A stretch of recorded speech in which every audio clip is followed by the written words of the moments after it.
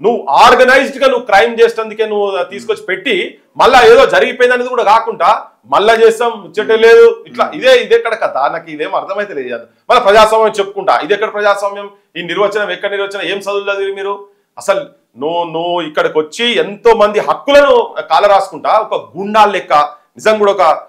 mafia భాష మాట్లాడుతున్నారు చూసినావా ఆ మాఫియా భాష బంద్ చేయాలి బూతులు కూడా బంద్ చేయాల్సిన అవసరం ఉన్నది ఇరు వర్గాలు ఎనీవే ఇంతకీ 42% రిజర్వేషన్ అమలు కాదని అనుకుంటున్నారా మీరు పక్కా కాదు ఎందుకంటే 285A మేము యాక్ట్ లోంచి తీసేస్తున్నాం సో 50% అది మేము తీసేస్తున్నాం సుప్రీంకోర్టు కూడా ఎందుకంటే మాకు ఎంపెరికల్ డేటా ఉంది కులగణన సర్వే ఉంది డెడికేటెడ్ కమిషన్ వేసినాం ఇవన్నీ చెప్తున్నారు కదా ఏది చేసినా 9th షెడ్యూల్ లేని కాదని నేను కాదు సుప్రీంకోర్టు జడ్జిలు చెప్తున్నారు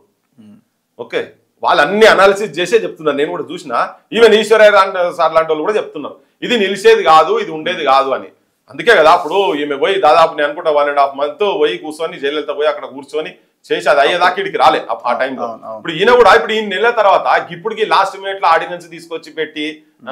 వీళ్ళు ఇదంతా తమాషా కదా ఇదంతా తమాషా ఇదేంటంటే మేము అంతా చేస్తున్నాం కానీ కోర్టులు ఆపినాయి అనేది కోర్టులను అడ్డం పెట్టి మళ్ళీ దీన్ని ఇట్లనే తీసుకుపోయేటువంటి ప్రయత్నం మనం ఏం